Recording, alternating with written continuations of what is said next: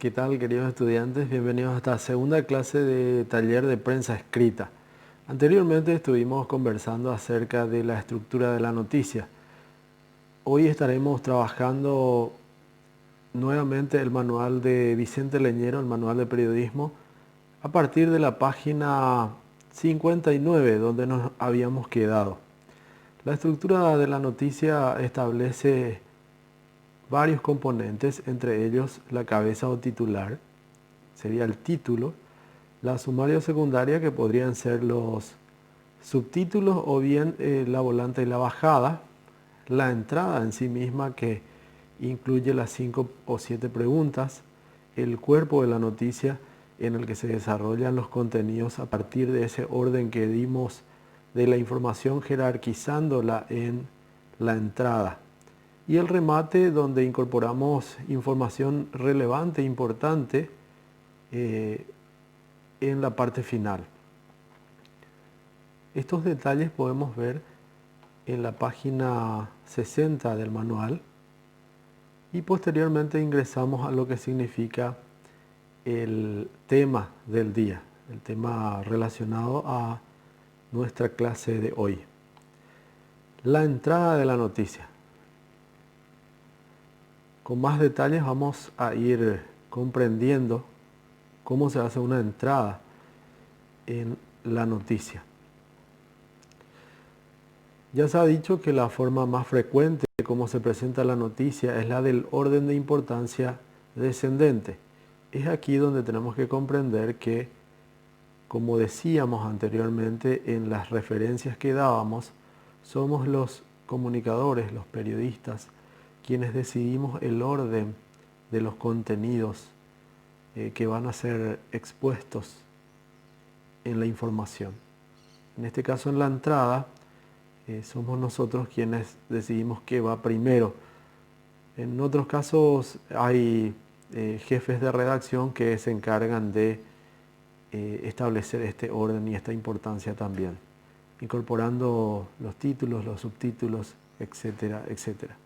La entrada, por lo tanto, contiene lo más importante en cuanto a elementos de la información, los cuales, por lo común, deben quedar expuestos en una extensión que va de 4 a 6 líneas, en el caso del periodismo escrito tradicional, de 70 golpes cada una, 7 a lo sumo, y debe tener concisión. Aprovechemos esta oportunidad para aclarar lo siguiente. Muchas veces los estudiantes no entienden el concepto de golpes, porque otros profesores están utilizando otros términos, como picas, entre otras cosas. Pero golpe se refiere a los espacios que van tomando las palabras, las letras, seguidamente. Si nosotros escribimos la palabra 4, estamos contando la C1, la U2, la A3, la T4, la R5 y la O6. Cualquier espacio que haya entre esta palabra y otra también se suma al conteo de golpes. Entonces eso es lo que estamos aclarando. O sea, los términos, tanto picas como golpes, son válidos, ¿verdad? Pero nosotros vamos a utilizar golpes. Aclaro esto porque vamos a trabajar con el concepto de golpes también a la hora de confeccionar los títulos y subtítulos de el formato tradicional del periodismo, que sería el periodismo escrito. Es célebre la que para muchos estudiosos del periodismo fue la primera entrada noticiosa que se redactó. La escribió un corresponsal de la agencia informativa Press en Washington, viernes 14 de 1865. El presidente fue baleado en un teatro esta noche y se cree que está mortalmente herido. Así se daba a conocer el atentado sufrido por Abraham Lincoln en el teatro Ford, que le costara la vida. Con apenas 20 palabras se informaba sobre qué, quién, dónde, cuándo y cómo se produjo el hecho, y se adelantaba un posible desenlace. Tal capacidad de síntesis fue originada fundamentalmente por necesidades económicas, pues en esa época era muy alto el precio de cada palabra que se transmitía por el telégrafo. Entonces ese es el principio que vamos a utilizar para la entrada, siempre considerando las preguntas. En este caso vemos que en el ejemplo que sigue tenemos en total 6 preguntas que se contestan en la entrada. Por ejemplo, el Papa fulano de tal, ¿quién? Murió, ¿qué? En la tarde de ayer, ¿cuándo? Mientras nadaba, ¿cómo? En la residencia de Castel Gandolfo, ¿dónde? A causa de una congestión estomacal, ¿por qué? Entonces tenemos, el Papa fulano de tal murió en la tarde de ayer mientras nadaba en la residencia de Castel Gandolfo a causa de una congestión estomacal. ¿Quién, qué, cuándo, cómo, dónde y por qué son las preguntas que se responden en este material? Las entradas no especifican lugar de origen de la noticia ni fecha, se refieren a sucesos ocurridos en la ciudad donde se edita el periódico, y el cuándo está referido a la fecha en que aparece la publicación. La entrada es la parte más importante del relato noticioso, de la elaboración y también la más difícil. Tiene que seducir al lector, persuadirlo para que continúe la lectura, atraerlo, informarlo. Por esto debe ser clara, directa y sencilla, sobre todo estructurada y escrita de tal manera que de los demás elementos de la información, sumada a ellos, resulten complementarios y anecdóticos. La ventana de la entrada. No basta que la entrada conteste las preguntas esenciales para decir que así cumple su cometido. La entrada se dispara. Lo más singular, lo de mayor énfasis, el rasgo más importante o más significativo debe abrir la información. Por eso es que tenemos que decidir correctamente la jerarquización. Realmente tenemos que poner aquello que es lo más importante. ¿Y cómo vamos a tener la capacidad de identificar lo más importante? Sencillamente por aquello que representa mayor relevancia con respecto a los elementos de la misma noticia. Por ejemplo, cercanía, importancia, impacto social, relación a nivel público, si es una cuestión relacionada a cuestiones económicas, a cuestiones políticas, a cuestiones sociales que afectan ya sea a las personas del país, a las personas de una ciudad, a las personas de un barrio. Entonces esa es la forma en que realmente tenemos que jerarquizar la información. Pasa mucho que en los medios de comunicación de manera general, esto está también representado por los intereses del medio, entonces terminan poniendo conforme a las cosas o a los intereses que ellos tienen, por lo que a veces no se presenta el tema más importante primero. Esa es la razón. Bueno, vayamos a algunos detalles. En este caso, el que se utiliza como ventana en informaciones sobre acontecimientos de trascendencia. Cuando iniciemos con el qué, este es el ejemplo. El que se utiliza como ventana en informaciones sobre acontecimientos de trascendencia, donde lo que pasó es más relevante que cualquier otro elemento. Entonces, lo que pasó, en este caso, el qué, es el que abre la noticia. Veamos cuándo se utiliza el quién, en qué caso. El quién es muy utilizado como ventana de noticias sobre declaraciones o actos que fincan su importancia en la persona o la institución. Por ejemplo, habla del presidente de la República, es relevante, habla el testigo fundamental de una causa, etcétera, etcétera. Casi siempre el quién empleado como ventana facilita la redacción de la entrada y aún del cuerpo de la noticia. Se dan cuenta cómo tiene relación en la teoría luego la entrada y el cuerpo. Es el sujeto de la frase y por construcción lógica el sujeto va primero. Tercer tipo, ¿cuándo? El cuándo casi nunca representa un rasgo de significación digno de aparecer como ventana. La mayor parte de las noticias tiene como denominador común el hoy, ayer, anoche, esta mañana, etc. Y por tanto comenzar diciendo la fecha no suele ser muy habitual. Por supuesto, el cuándo sería relevante en el caso de que sea una fecha relacionada o un tiempo relacionado a algo destacado o extremadamente novedoso. Casi siempre el cuándo se utiliza para noticias de realización futura. Van los ejemplos también ahí en esa parte. Hay casos en el que el cuándo merece la ventana de la entrada de manera indiscutible. Después de 40 años de terminada la guerra, 2 soldados japoneses permanecieron hasta anteayer agazapados en la selva de esta isla, considerada despoblada desde 1947, refiere el ejemplo. Cuarto caso. El dónde se usa como ventana únicamente cuando el hecho es importante o significativo por el lugar donde se produce.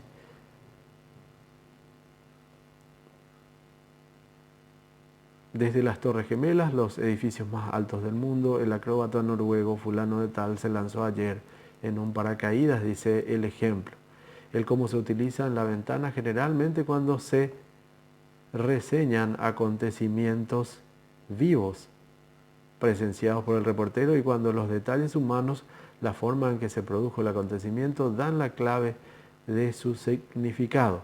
Ejemplo, con gritos de fuera, largo de aquí, farsante, el expresidente Luis Echeverría fue recibido en la Plaza de las Tres Culturas, en Tlatelolco, a donde acudió, según dijo después, para rendir tributo a una generación sacrificada por la intolerancia y el autoritarismo. Ese es el ejemplo. Que era el 5, ¿verdad? El caso 6, el por qué o para qué. Se utilizan hechos o declaraciones cuyos móviles o razones requieren de una explicación para el público receptor, a fin de que pueda percibir la significación del acontecimiento. ¿Por qué y para qué? Entonces ahí sí tenemos 7 preguntas en realidad. 7 opciones para realizar nuestra entrada como ventana, a partir de estas preguntas. Por rascarse un piquete mosco después de haber manipulado sustancias impregnadas de cianuro, Gonzalo Pérez, laboratorista del Instituto Mexicano del Seguro Social, perdió la vida. Para hacer una carta geográfica de la isla del Socorro, que por su precisión sirva de base para un nuevo programa de colonización, salió ayer la 5ª expedición de la Universidad Nacional Autónoma de México a las Islas Revillagigedo, dice. No son los ejemplos que da el manual, en este caso Vicente Leñero, a través de su escritura. Recomendaciones para la redacción de la entrada.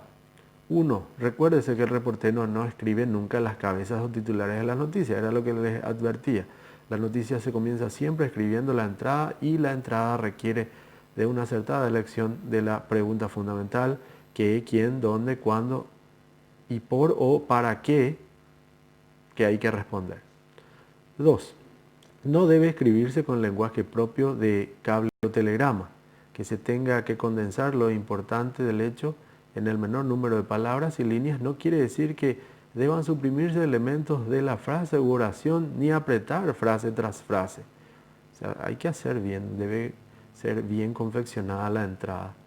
3. Cuídese que las ventanas tengan punta mediante la utilización de términos que provienen o provoquen interés por parte del receptor. 4. Al ser citados en la entrada, los personajes deben aparecer citados con su nombre y apellido, actividad o profesión y o cargo más importante que desempeñan en relación a la noticia. Y esto es muy importante porque uno no puede equivocarse en nombres ni apellidos. Sería muy grave esto. Cuando se cite en el punto 5, una institución organizada o organización social o partido político, por muy conocida que parezca ser, la primera mención debe hacerse completa, sin abreviaturas ni siglas. En el cuerpo ya no importará si en la entrada se escribió el nombre completo. Eso también es relevante. Tenemos que aclarar siempre las siglas. Una vez que aclaremos, las siguientes veces ya podamos usar las siglas sin problemas, pero siempre debe aclararse primero.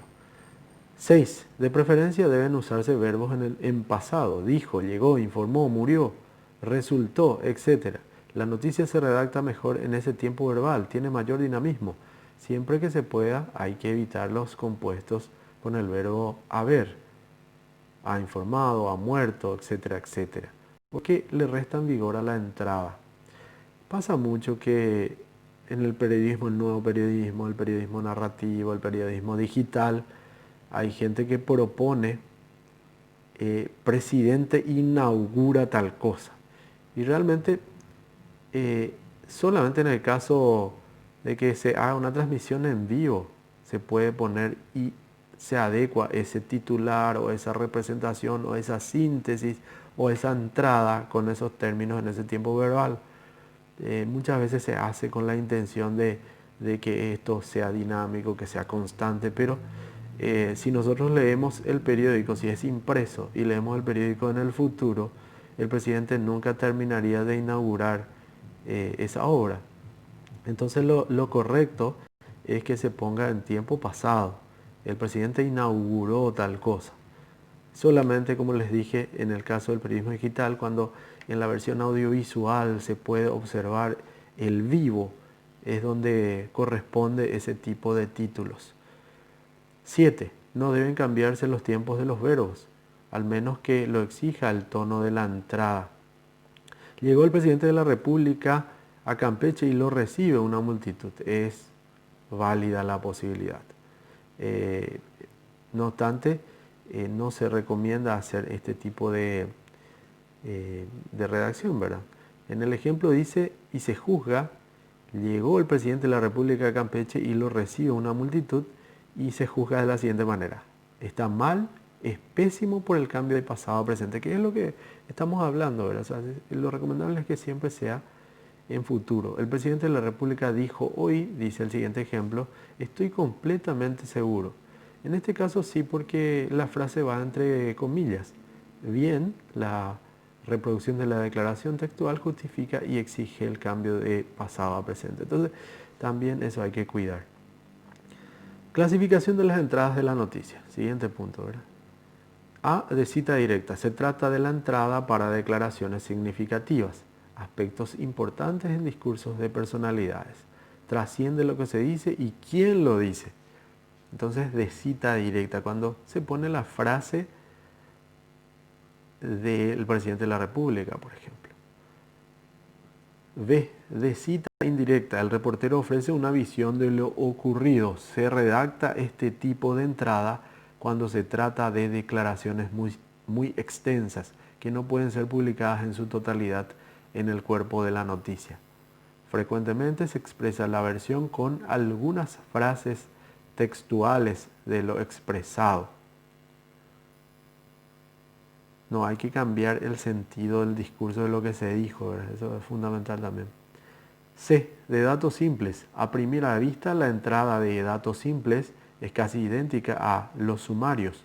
Para captar su diferencia, es preciso atender a la naturaleza de los datos que integran uno y otro. En la entrada solo existe un elemento noticioso importante. En la entrada de datos simples hay dos elementos de importancia noticiosa. Es decir, la entrada de datos simples es aquella que está compuesta con dos elementos noticiosos de similar valor periodístico, entre los que no es fácil determinar cuál es el más importante. Ahí va el ejemplo también. De datos simples. Para algunos periodistas, este tipo de entrada es antiperiodística debido a que son 3 o más los datos que incluye. Para redactar una entrada de datos múltiples, es conveniente colocar punto y seguido para facilitar la comprensión. De interpretación. Se caracteriza por los elementos fuertemente analíticos e interpretativos que la componen. En esta entrada se ofrece un resumen, un enfoque sustancial de lo ocurrido y a partir del segundo párrafo o mediante la utilización del punto y seguido se aportan los elementos que fundamentan las interpretaciones. De enumeración. Del mismo modo que la entrada múltiple presenta 3 o más aspectos o hechos noticiosos relacionados entre sí. Para lograr una absoluta claridad se recurre a la numeración que va precedida generalmente de una breve introducción que constituye la ventana de la entrada. Ahí tenemos un ejemplo extenso, importante, que se encuentra en la página 70. Ya estamos terminando esta parte de nuestra clase. El ejemplo dice: el conflicto ferrocarrilero se consideraba ayer en los siguientes puntos.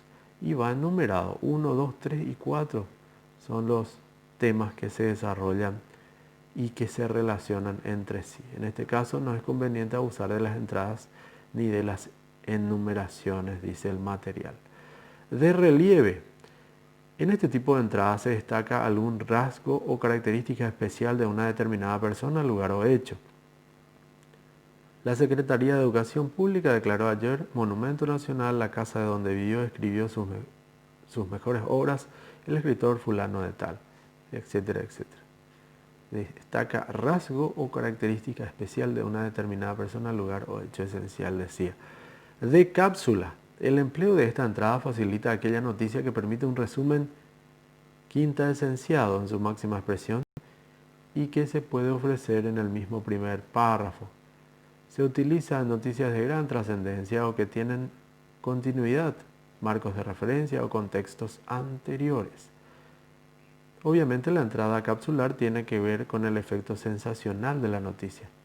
Entonces se incorpora de la siguiente manera. Va el ejemplo. Llegó un hombre a Saturno. En plena calle aterrizó un avión. Un mamut paralizó las obras del metro. En el segundo párrafo comenzaría la explicación detallada de cada punto. De interrogante. Cuando a través de una pregunta se intenta llamar la atención del público. ¿Cuál es el balance de 6 años de renovación moral en el gobierno?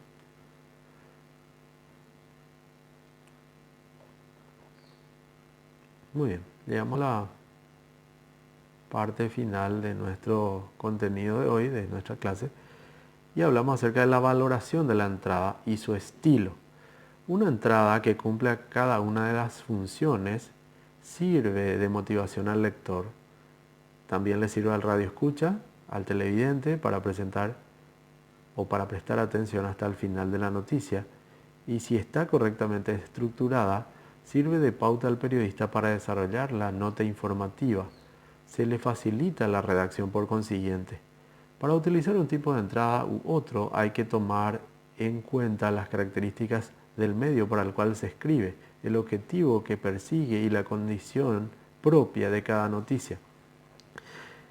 Es así como la redacción para prensa escrita tradicional, para prensa escrita digital, para radio, para televisión, es diferente según la intención que se tenga y según el lenguaje que se utiliza en cada formato, en cada lugar.